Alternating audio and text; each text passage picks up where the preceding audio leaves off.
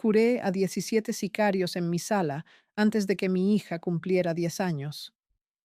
17 hombres desangrándose sobre mis muebles mientras yo les cosía las tripas con hilo de pescar, porque el quirúrgico se me había acabado hacía meses. No me llamo Carla Jiménez por casualidad. Ese nombre me lo puso mi madre pensando que sonaría bonito en un título universitario, en una placa de hospital privado, en una vida normal. Pero la vida normal no paga las quimioterapias de tu padre cuando el seguro te abandona. La vida normal no te saca de un barrio donde los balazos suenan más seguido que las campanas de la iglesia. Yo fui enfermera titulada durante exactamente 2 años y medio. Después, me convertí en algo que no tiene nombre en los manuales médicos. Me convertí en la mujer que el cártel llama cuando sus hombres están demasiado jodidos para llegar al hospital, pero demasiado vivos para enterrarlos. Y todo empezó con una llamada a las 3 de la madrugada, un martes de abril. Me desarrollé en una capital del norte, en un sector residencial, donde las viviendas priorizan la seguridad sobre la estética, un lugar donde la comunidad es unida, pero mantiene absoluta discreción ante las inspecciones oficiales. Mi padre se dedicaba a la mecánica, experto en solucionar averías con recursos limitados. Mi madre comerciaba alimentos tradicionales en la plaza desde la madrugada. Fui pionera en mi núcleo familiar al completar la educación media y acceder a la formación superior. Me especialicé en atención sanitaria en horario nocturno, laborando simultáneamente en un establecimiento farmacéutico durante el día. Mi descanso era breve y mi alimentación austera. Sin embargo, mi objetivo era trasladarme. Planeaba adquirir una propiedad para mi madre, distante del tránsito de los vehículos pesados que circulaban a altas horas. Deseaba progresar. Obtuve mi titulación con distinciones académicas y me incorporé a una institución médica pública. Mi remuneración quincenal era modesta. Habitaba una habitación sencilla con servicios comunes y transfería la mayor parte de mis ingresos al hogar familiar. El remanente cubría mi transporte, sustento y vestimenta laboral. Realizaba cálculos financieros antes de descansar. Estimaba que en una década reuniría el capital necesario para el pago inicial de un inmueble. En 15 tendría algo propio. Pero mi padre empezó a toser sangre en el séptimo mes de mi contrato. Cáncer de pulmón. Etapa 4. El doctor me lo dijo como quien lee el menú del día. Va a necesitar quimioterapia inmediata, radioterapia, medicamentos que cuestan lo que yo ganaba en 6 meses. El seguro popular cubría lo básico. Lo básico no sirve para nada cuando tu padre se está muriendo. Pedí un préstamo. Me lo negaron. Pedí otro. Me dieron 10,000 pesos con un interés que me iba a ahogar. No alcanzaba ni para la primera sesión. Mis compañeras del hospital hicieron una colecta. Juntaron 2,000. Lloré de agradecimiento y de vergüenza. Busqué trabajos extra, guardias dobles, turnos en clínicas privadas. Dormía 2 horas. Ya no comía. Bajé 8 kilos en un mes. Mi mamá me decía que descansara. Mi padre me decía que lo dejara ir. Yo no sabía hacer ninguna de las dos cosas. Entonces apareció Germán. Era paramédico del hospital. 30 y tantos años. Siempre bien vestido. Siempre con dinero en la cartera. Un día me vio llorando en el baño del personal. Me preguntó qué pasaba. Le conté. No sé por qué le conté. Estaba tan cansada que ya no podía pensar con claridad. Él se quedó callado un momento. Después me dijo, conozco a alguien que puede ayudarte. Gente que paga bien por servicios médicos discretos. Yo le dije que no entendía. Él me dijo, sí entiendes, Carlita. Todos entendemos. Solo que algunos tenemos más miedo que otros. Me dio un número de teléfono. Me dijo que lo pensara. Que si llamaba, pidiera hablar con el ruso. Que dijera que iba de parte de Germán. Me guardé el papelito en el bolsillo del uniforme. Esa noche no dormí. Me quedé. Posteriormente, Recordé una enseñanza familiar de mi infancia. Se mencionaba que la providencia disculpa muchas faltas, excepto la escasez de recursos, dado que la carencia material deteriora la existencia, independientemente de la integridad personal. Al amanecer, realicé la llamada telefónica. Atendió un interlocutor de tono solemne. Indiqué que deseaba contactar al encargado. Me solicitaron mi referencia y mencioné a Germán. Tras una pausa, me proporcionaron una ubicación geográfica. La instrucción fue acudir a las 22 horas, portando mis credenciales académicas y documentación oficial. Se enfatizó la necesidad de asistir sin compañía y mantener absoluta confidencialidad. La comunicación finalizó de inmediato. Informé a mi familia sobre una extensión de horario laboral y me dirigí al sitio con antelación. El inmueble se ubicaba en un sector exclusivo, protegido por muros perimetrales elevados y sistemas de monitoreo. Varios vehículos oscuros aguardaban en el exterior. Personal de seguridad inspeccionó mis pertenencias y procedió con un protocolo de revisión estándar. Fui conducida al interior por el acceso de servicio. La residencia presentaba una estética de alto diseño, con revestimientos pétreos y mobiliario de cuero. El área de preparación de alimentos superaba en dimensiones al espacio que yo habitaba habitualmente. Me sentaron en una sala a esperar. Había 2 hombres más ahí, uno revisando su celular, otro limpiándose las uñas con una navaja. El ruso resultó ser un hombre de unos 50 años, bien vestido, perfumado. Habló conmigo en un estudio con libreros llenos de libros que nadie había leído. Me preguntó por mi experiencia, por mis horarios, por mi familia. Revisó mi cédula como si fuera un gerente de banco. Después me explicó el trabajo. Le pregunté qué pasaba si yo decía que no después de ver algo. Él sonrió. Dijo, nadie dice que no, Carlita, no después de ver el dinero. Pero si fueras la primera, déjame decirte que sería una lástima. Tienes una familia muy bonita. No tuve que preguntar si era una amenaza. En ese mundo las amenazas no se preguntan, simplemente están ahí, respirando en tu nuca, mirándote desde las esquinas, siguiéndote hasta tu casa. Le dije que sí. Me dio un sobre con 10,000 pesos de adelanto. Me dijo que la primera llamada llegaría pronto, que estuviera lista. Salí de esa casa con el sobre quemándome el bolso, con la sensación de que acababa de firmar. Me preguntó de dónde había sacado el dinero. Le dije que me habían dado un bono en el hospital. Ella me creyó porque quería creerme, porque cuando estás desesperada, la verdad es un lujo que no te puedes permitir. Mi padre empezó el tratamiento esa misma semana. Yo seguía trabajando en el hospital como si nada, sonriendo a los pacientes, tomando signos vitales, limpiando heridas, siendo la enfermera Carla Jiménez que todos conocían. La primera llamada llegó 11 días después. Eran las 2 de la mañana. Yo estaba dormida. El teléfono vibró hasta que lo contesté. Una voz que no era la del ruso me dio una dirección. Me dijo, «Tienes 40». La dirección era una casa en las afueras, más modesta que la del ruso, pero igual de vigilada. Me abrieron antes de que tocara. 2 hombres me llevaron a una recámara. Ahí estaba él, un muchacho de unos 25 años, acostado en una cama empapada de sangre. Tenía un balazo en el costado izquierdo. Estaba consciente, sudando, temblando. Me miró con ojos de animal herido. Uno de los hombres me dijo, «Tiene 2 horas así. Haz lo que puedas. Si se muere no es tu culpa, pero si se muere por tu incompetencia, sí es tu problema». Me puse los guantes. Revisé la herida. La bala había entrado limpia, pero no había salido. Estaba adentro. Encontré la bala. La saqué con una pinza. Más sangre. Mucha sangre. Le puse suero. Le di antibióticos. Le cosí la herida. 15 puntos.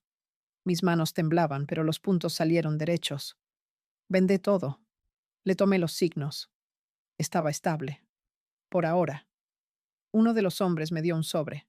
Lo abrí. 20,000 pesos. Le dije que tenía que revisarlo cada 12 horas, que necesitaba antibióticos orales, que si le daba fiebre me llamaran. Volví a revisarlo como me habían ordenado y la herida estaba limpia. Le cambié las vendas. Le puse más antibióticos. Me pagaron otros 10,000 por la visita de seguimiento. 30,000 pesos en 24 horas. Más de medio año de mi sueldo del hospital. Me senté en el camión de regreso y sentí algo que nunca había sentido. No era felicidad. Era algo más peligroso. Era poder. El poder de no tener que contar centavos, de no tener que rogarle a nadie, de poder mirar las facturas médicas de mi padre sin que se me cerrara la garganta. Ese primer mes hice 4 trabajos más, todos heridas de bala. Uno de ellos en una pierna, 2 en brazos, uno en el hombro que perforó el omóplato pero no tocó nada vital.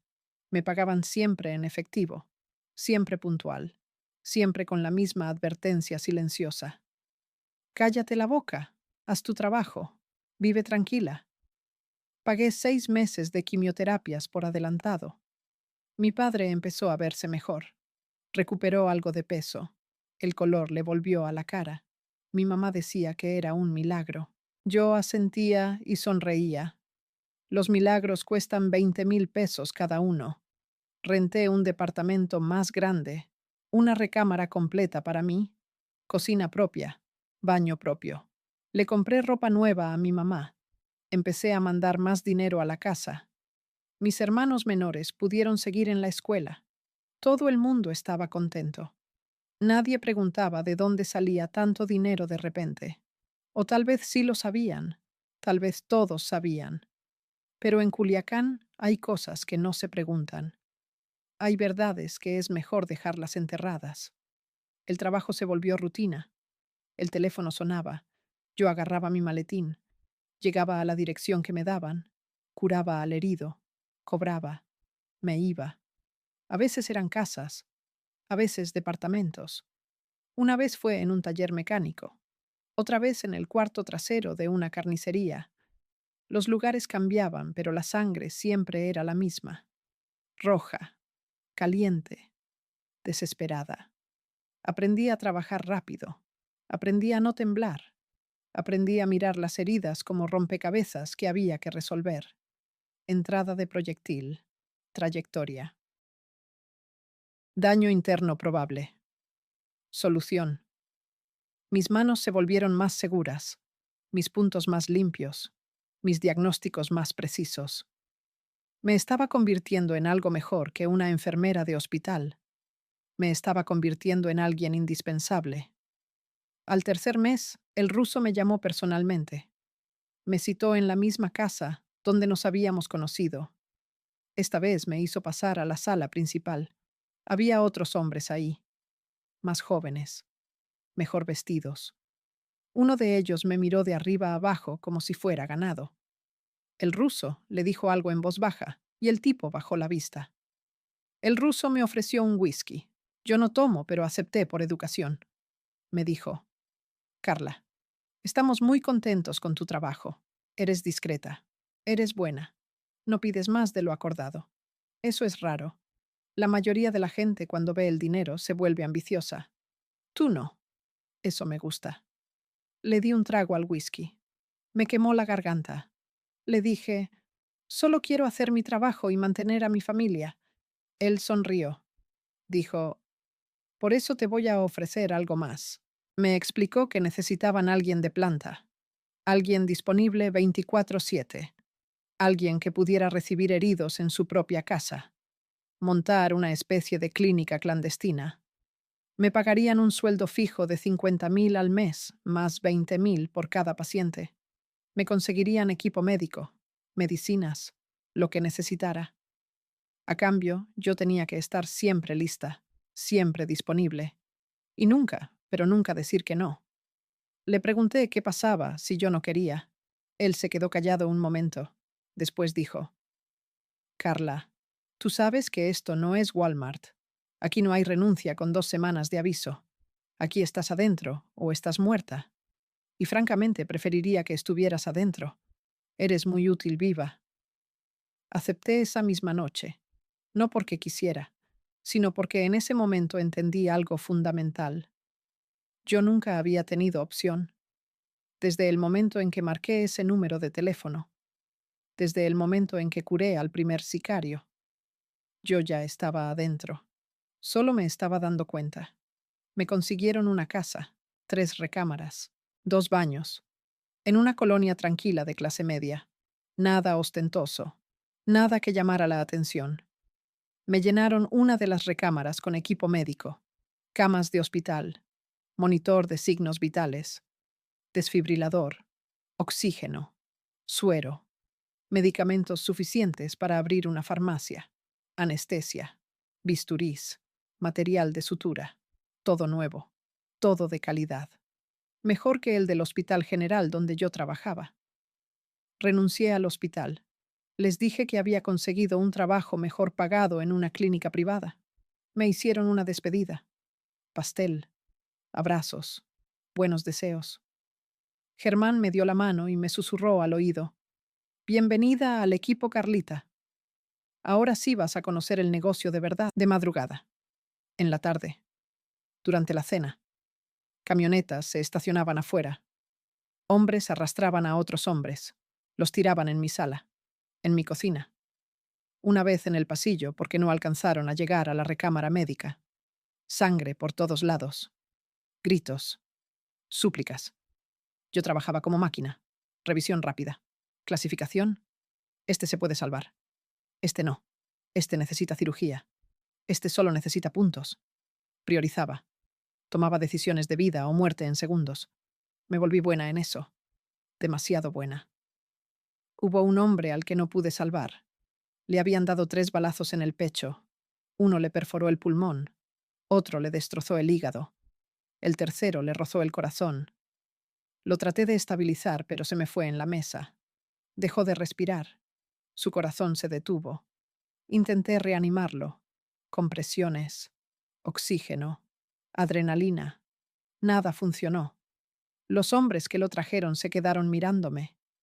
Uno de ellos sacó su pistola. Yo pensé que me iban a matar ahí mismo, pero el otro lo detuvo. Dijo: no es culpa de ella. El chino ya venía muerto. Solo que no lo sabía todavía. Se llevaron el cuerpo envuelto en las sábanas de mi cama. Yo me quedé limpiando la sangre del piso. Eran las 4 de la mañana.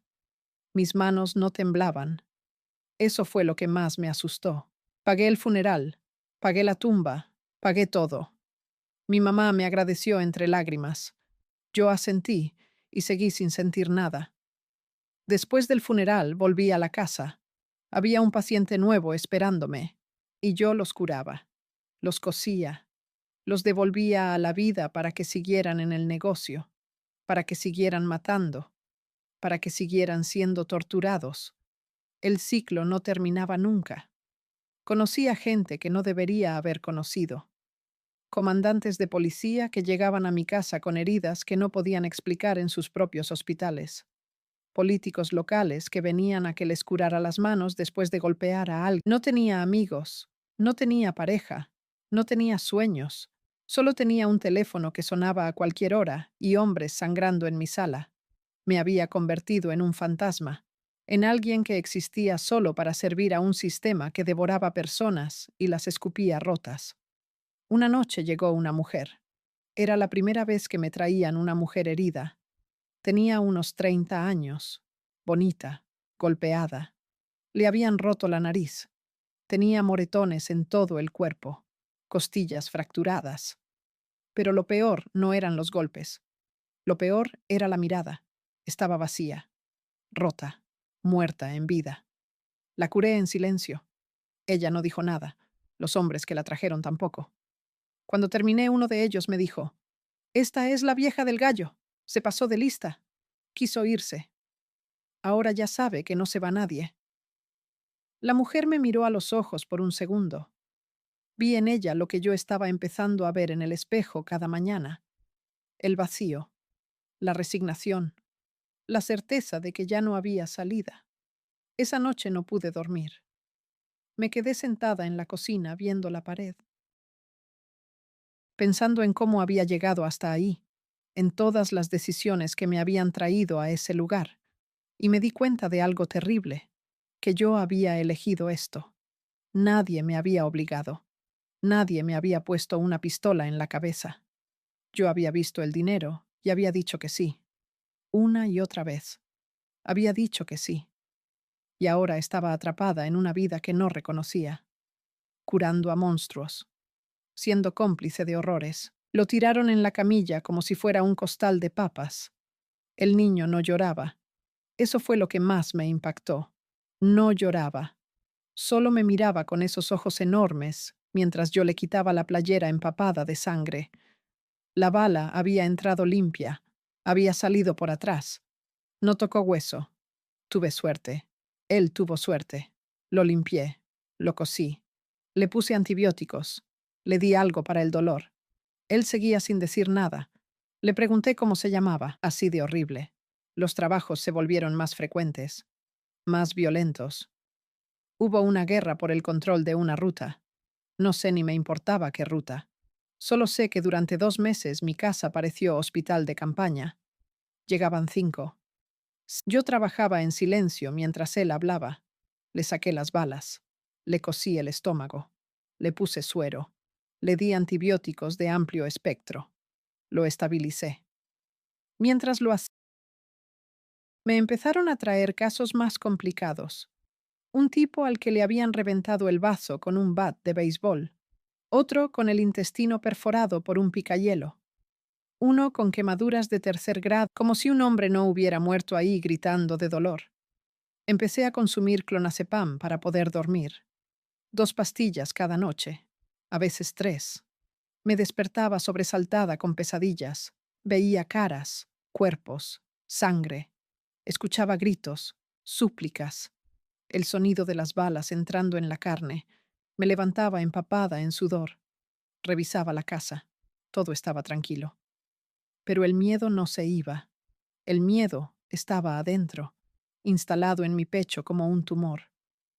Una tarde vino el ruso, sin avisar. Se sentó en mi sala como si fuera su casa. Me dijo que estaba orgulloso de mí, que me había convertido en una pieza clave de la organización, que confiaban en mí. Me trajo un regalo, una caja. La abrí. Era una pistola, compacta, bonita, con cachas de nácar. Me dijo, para que te cuides, Carla. Esto está cada vez más peligroso. Nunca sabes quién puede venir por ti. Le dije que yo no sabía usar armas. Él sonrió. Dijo, aprende. Me dejó la pistola. Me dejó también una caja de balas. Y se fue. Esa noche sostuve la pistola en mis manos. El objeto tenía una masa considerable, superior a lo esperado.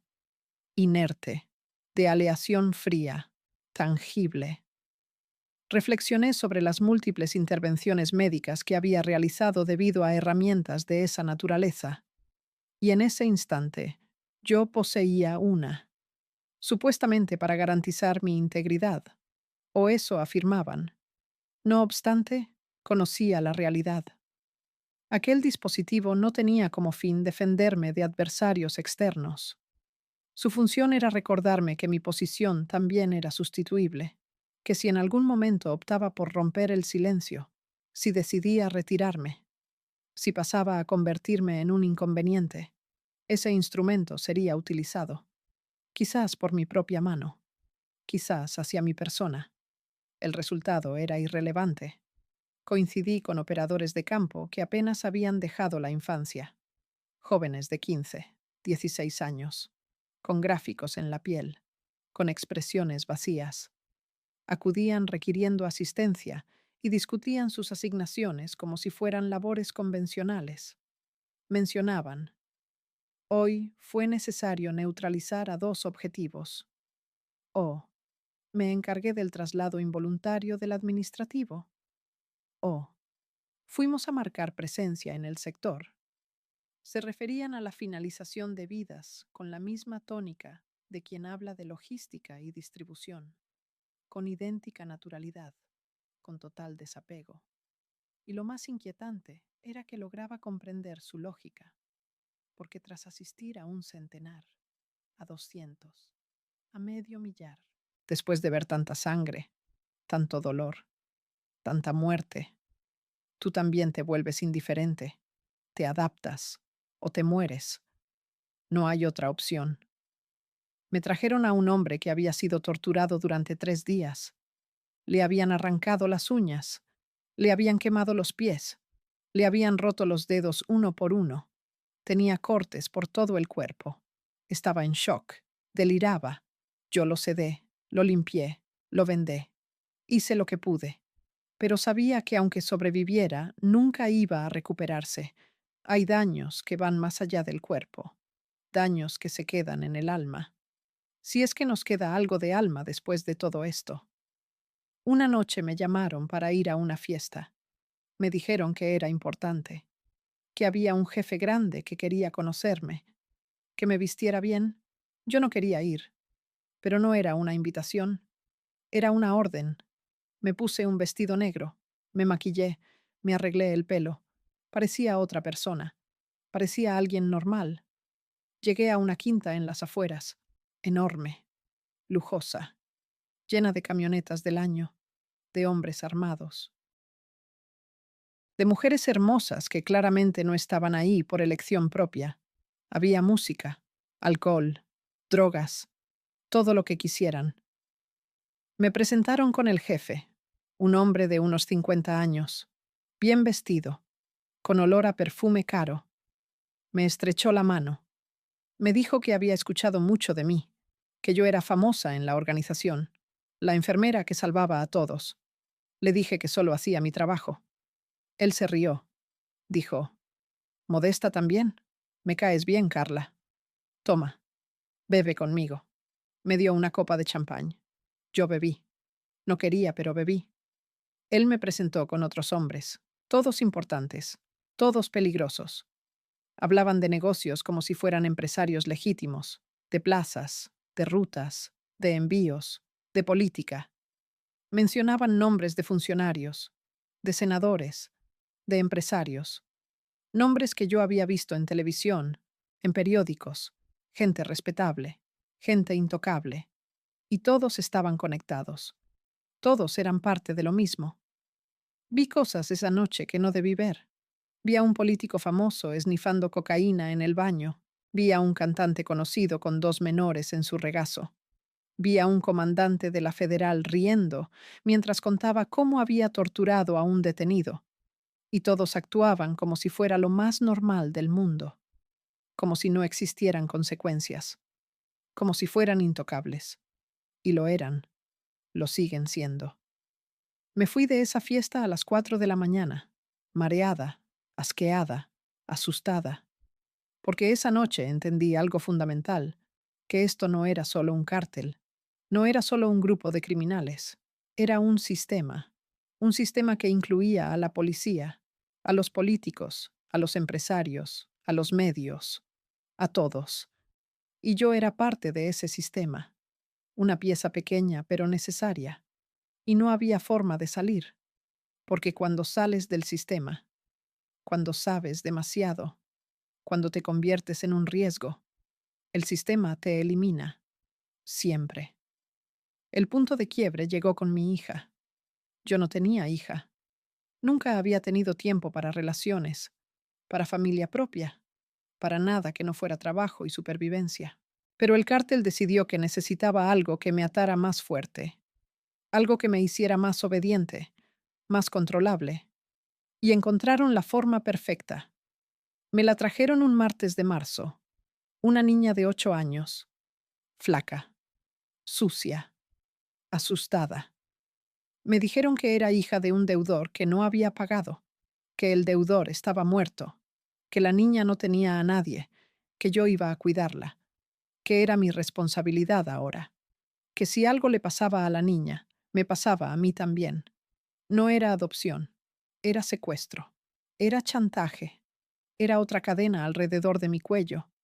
Pero cuando vi a esa niña temblando en mi sala, con los ojos llenos de lágrimas que no se atrevía a derramar, Algo dentro de mí se rompió, o tal vez se reparó.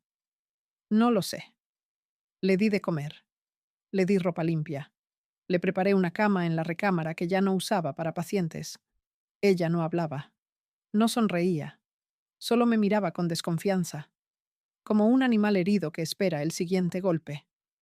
Le dije que se llamaba Andrea, que ese sería su nombre de ahora en adelante. Ella asintió.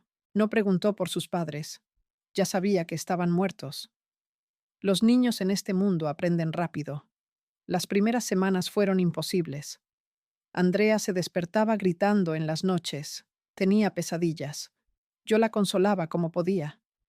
Pero ¿cómo consuela a una mujer que cura sicarios, que es parte del mismo sistema que mató a los padres de esta niña?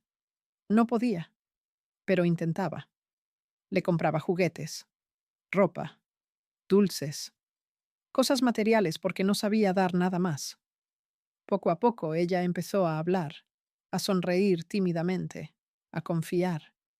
Y yo me di cuenta de algo horrible, que estaba empezando a quererla, que esta niña que me habían puesto como cadena se estaba convirtiendo en mi única razón para seguir viva. La inscribí en una escuela privada. Usé documentos falsos que me consiguió el cártel. Andrea Jiménez, mi sobrina, huérfana, bajo mi tutela. Los maestros no preguntaron nada. El dinero habla más fuerte que las dudas. Andrea empezó a ir a la escuela, a tener rutina, a parecer normal. Pero en las tardes, cuando regresaba a casa, veía cosas que ningún niño debería ver. Hombres heridos, sangre, armas. Yo intentaba mantenerla alejada. Encerraba la clínica. Le decía que se quedara en su cuarto. Pero es imposible esconder el infierno cuando vives en él. Ella sabía. Nunca lo dijo, pero sabía. Un día llegó un sicario que había sido mi paciente varias veces. El flaco le decían. Tenía 23 años y ya le habían pegado 5 balazos en diferentes trabajos, todos curados por mí. Llegó con otro balazo, esta vez en el muslo. Rutina.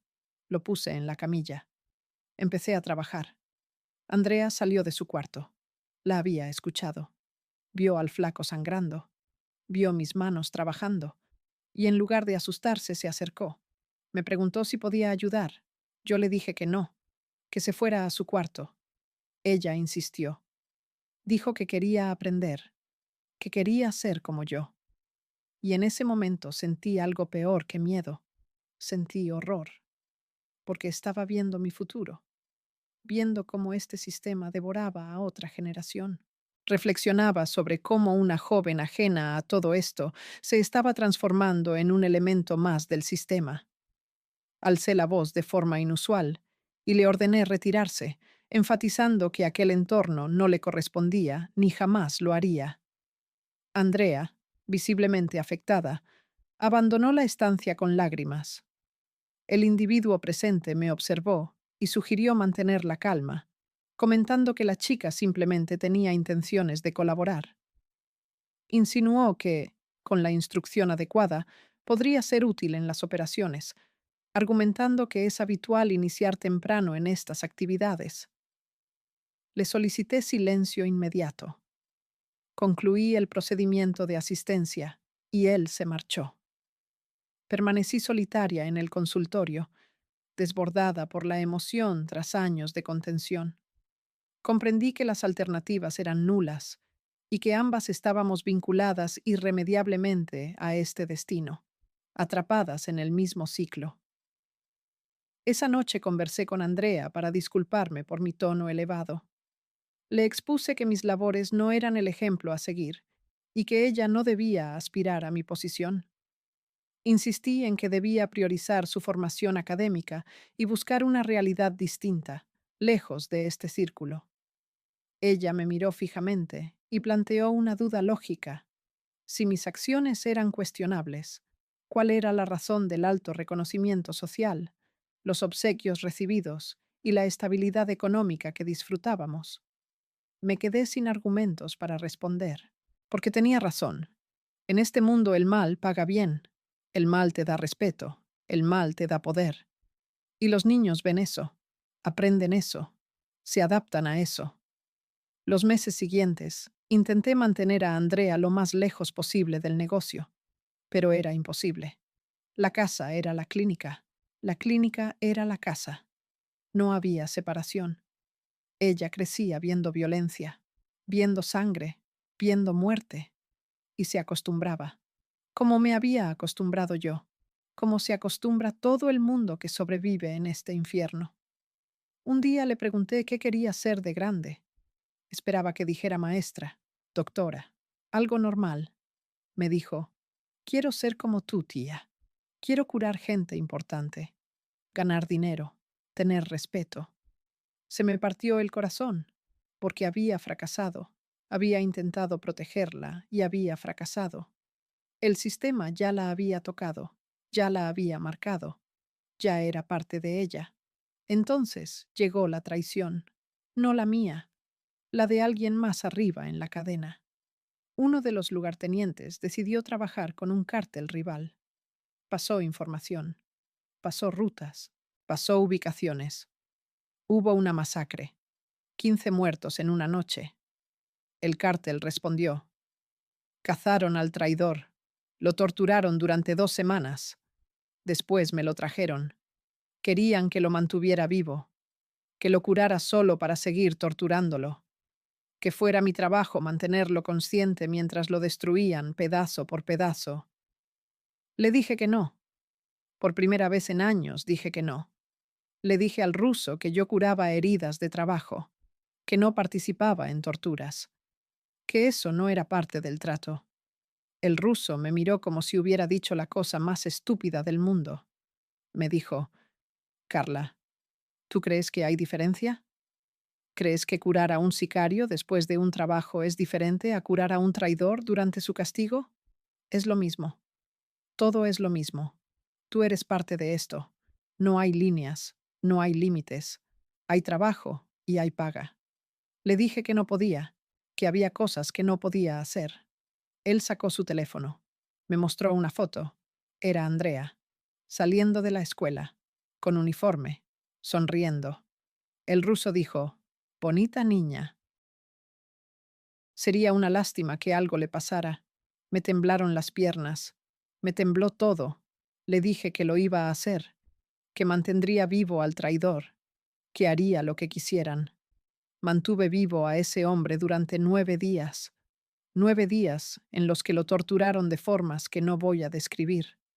9 días en los que yo le curaba las heridas para que pudiera seguir sintiendo dolor, para que no se muriera, para que pagara. Yo era su verdugo y su salvadora al mismo tiempo. Me odiaba, me suplicaba que lo dejara morir. Yo no podía, porque si él moría antes de tiempo, Andrea moría también.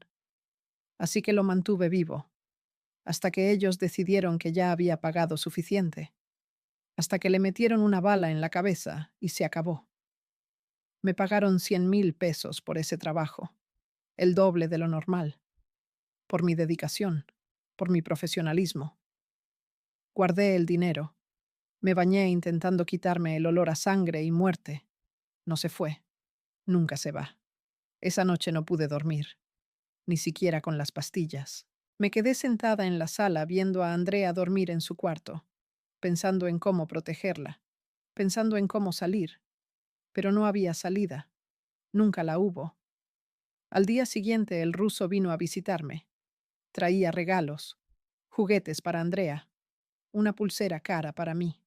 Me dijo que estaba orgulloso, que había demostrado lealtad, que confiaban en mí más que nunca, que iba a tener más trabajos especiales, mejor pagados, más importantes. Asentí, sonreí, dije gracias. Por dentro estaba muerta, completamente muerta, pero seguía funcionando, como una máquina, como todos en este mundo, muertos que caminan, que trabajan, que sobreviven, hasta que dejan de hacerlo.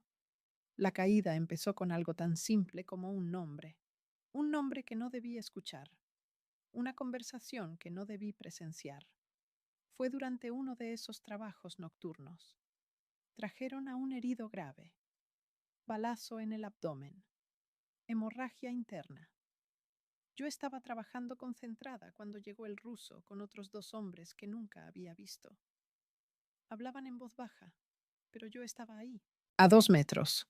Mis manos dentro del cuerpo de un sicario, pero mis oídos captando cada palabra. Decían nombres, nombres de políticos, de empresarios, de gente intocable. Hablaban de un envío grande, de protección comprada, de rutas aseguradas. Nombraron al gobernador, al secretario de seguridad, a un general del ejército, fechas, cantidades, detalles. Yo seguí trabajando como si no escuchara nada. Salvé al sicario. Me pagaron. Se fueron. Pero el ruso se quedó un momento más. Me miró fijo. Me preguntó, ¿escuchaste algo, Carla? Le dije que no. Que yo solo me concentro en mi trabajo. Que no me importa de qué hablen. Él asintió. Pero su mirada me dijo otra cosa. Me dijo que sabía que yo había escuchado. Me dijo que acababa de convertirme en un problema, en una testigo, en alguien que sabía demasiado. Los días siguientes fueron normales en apariencia. Pacientes, trabajos, pagos. Pero yo sentía la diferencia. Los hombres que me traían heridos me miraban diferente, con desconfianza, con evaluación, como si estuvieran calculando cuánto tiempo me quedaba. Empecé a dormir con la pistola debajo de la almohada. Empecé a revisar la casa antes de acostarme, a verificar que todas las puertas estuvieran cerradas, a sentir que me vigilaban todo el tiempo, porque probablemente me vigilaban. Una noche Andrea me preguntó por qué estaba tan asustada, por qué revisaba tanto las ventanas. Le dije que no pasaba nada. Ella me miró como solo los niños que han crecido en el infierno pueden mirar, con una sabiduría amarga. Me dijo, tía, si quieres que nos vayamos, podemos irnos. Podemos desaparecer. Yo te ayudo. Y me di cuenta de que esta niña de 9 años ya pensaba como fugitiva. Ya entendía que la única forma de sobrevivir a veces es desaparecer. Pero yo sabía que no podíamos, que nos encontrarían, que el cártel tiene ojos en todas partes, que no hay lugar en México donde puedas esconderte de ellos. Entonces llegó la llamada, no del ruso, de alguien más alto, una voz que no conocía. Me citaron en una casa que nunca había visitado. Me dijeron que fuera sola, que no le dijera a nadie. Yo sabía lo que significaba. Sabía que probablemente no iba a regresar. Le dejé una carta a Andrea, escondida en su mochila.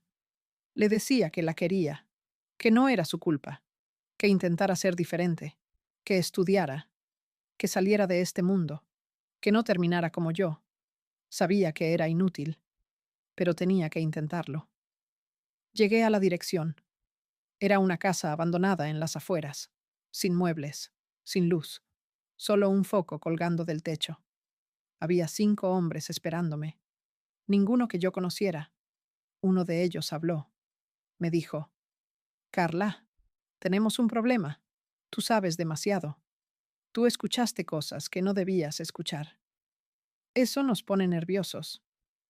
Le dije que yo nunca había dicho nada, que nunca diría nada, que solo quería seguir trabajando en paz. Él sonrió. Dijo, lo sabemos, Carla. Por eso no te vamos a matar. Todavía eres útil. Pero necesitamos asegurarnos de tu silencio. Necesitamos garantías. Sacó su teléfono. Me mostró un video. Era Andrea, en la escuela, jugando con otras niñas. Feliz. El hombre dijo, bonita niña. Está creciendo rápido. Ya casi tiene edad para empezar a trabajar. Hay casas que necesitan muchachas jóvenes, bonitas, para atender clientes especiales. Sería una lástima desperdiciar ese potencial. Sentí que me moría. Sentí que todo dentro de mí se rompía. Le supliqué. Le dije que haría lo que quisieran, que nunca hablaría, que mantendría la boca cerrada hasta la tumba. Él guardó el teléfono. Dijo, eso esperamos, Carla. Porque si algún día decides ser heroína, si algún día decides hablar con la policía, con los medios, con quien sea, Andrea va a pagar. Y va a pagar de formas que ni siquiera puedes imaginar. Me dejaron ir. Regresé a casa temblando. Andrea estaba dormida. Me senté junto a su cama. La vi respirar tranquila, inocente todavía de alguna forma. Y supe que estábamos condenadas. Las dos, atrapadas en una red de la que no había escape. Yo había vendido mi alma por dinero, por salvar a mi padre, por salir de la pobreza. Y ahora estaba pagando el precio. Pero Andrea no había hecho nada. Ella solo tuvo la mala suerte de terminar en mis manos, de convertirse en mi debilidad, en mi cadena, en mi condena. Los meses siguientes viví en un estado constante de terror. Cada llamada podía ser la última. Cada trabajo podía ser una trampa. Cada persona que entraba a mi casa podía ser mi verdugo. Pero seguía trabajando. Seguía curando sicarios. Seguía siendo parte del sistema, porque no había alternativa, porque Andrea dependía de mí, porque en el momento en que dejara de ser útil, las dos moriríamos. Empecé a fantasear con salidas imposibles. Pensaba en ir a la embajada americana, pedir asilo, contar todo, pero sabía que no llegaría viva. Pensaba en huir a Centroamérica, cambiar de identidad, empezar de cero. Pero el cártel tiene conexiones en todos lados. Pensaba en matarme, terminar con esto de una vez, pero no podía dejar a Andrea sola. No podía condenarla a un destino peor que la muerte. Así que seguía, día tras día, noche tras noche, curando, cobrando, sobreviviendo. Entonces pasó algo inesperado. Detuvieron al ruso, una operación federal, grande, con helicópteros, con prensa, con todo el circo mediático. Cayeron varios miembros importantes de la organización. Hubo redadas, cateos, confiscaciones.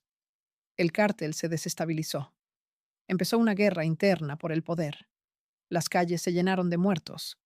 Mi casa se llenó de heridos. Trabajé sin parar durante semanas.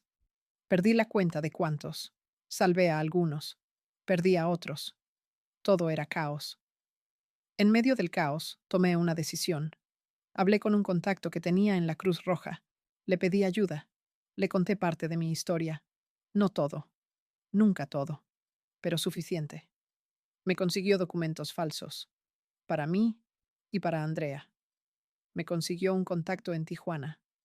Gente que podía ayudarnos a cruzar la frontera. Me dijo que era arriesgado, que si me descubrían, me matarían. Le dije que ya estaba muerta, que solo estaba esperando que llegara el momento. Que prefería morir intentando escapar que seguir viviendo en este infierno. Junté todo el dinero que tenía, casi 2 millones de pesos. Los convertí en dólares. Los escondí en el forro de una maleta. Le dije a Andrea que nos íbamos de viaje, que no podía decirle a dónde, pero que tenía que confiar en mí. Ella asintió. No preguntó nada. Ya sabía que las preguntas a veces matan. Empaqué lo mínimo.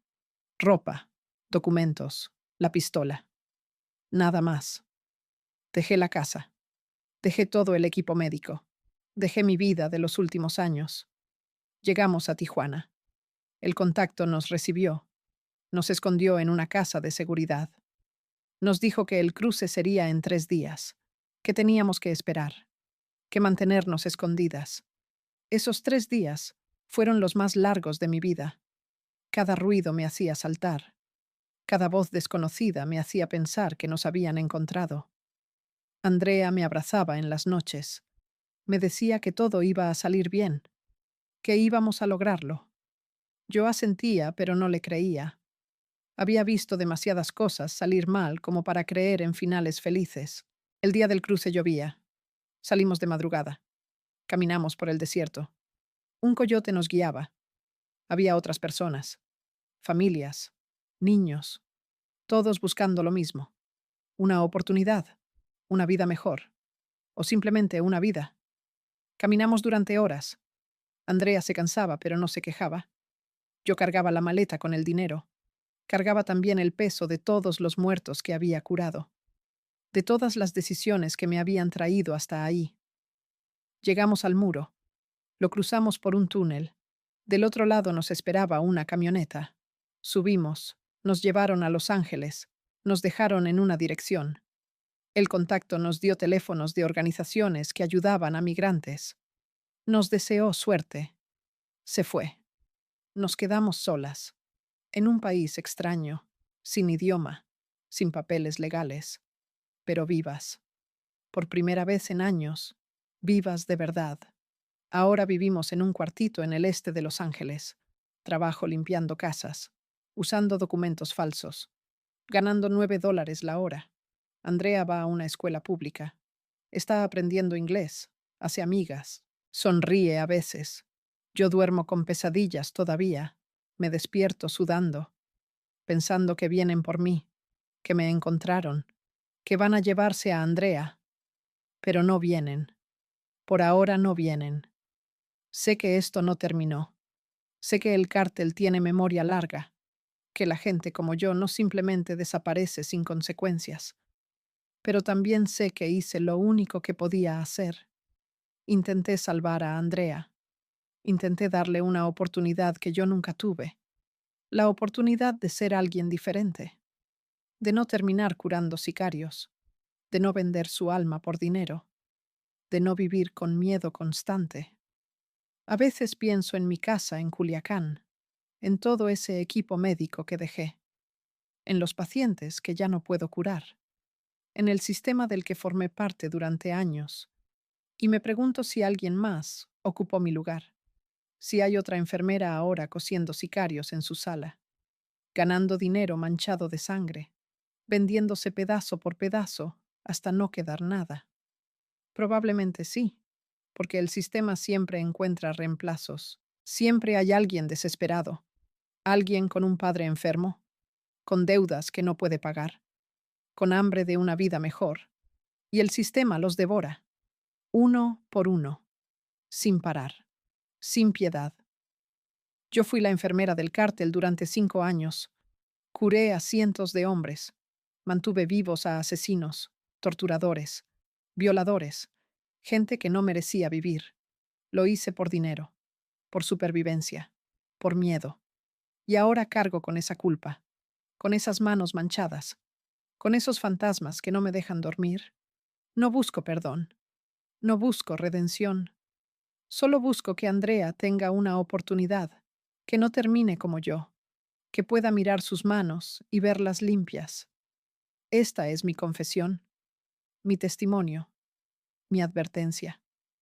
Para cualquiera que piense que el dinero fácil vale la pena, que vender tu alma es solo una expresión, que puedes trabajar para el mal y mantener tu humanidad.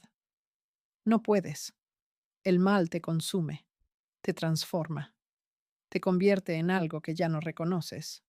Y cuando finalmente quieres salir, descubres que ya es tarde, que las cadenas son más fuertes de lo que pensabas, que la única forma de escapar es dejarlo todo atrás, tu vida, tu identidad, tu pasado, y rezar para que el pasado no te alcance.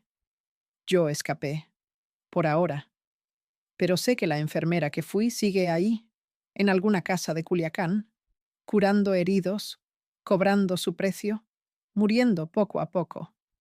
Y algún día, tal vez, vendrá por mí, para cobrarme la deuda, para recordarme que nadie escapa realmente, que solo estás posponiendo el inevitable final. Pero mientras ese día llega, voy a seguir limpiando casas, voy a seguir cuidando a Andrea, voy a seguir fingiendo que soy alguien normal, alguien que no tiene las manos manchadas de sangre, alguien que merece una segunda oportunidad, aunque ambas sabemos que eso es mentira.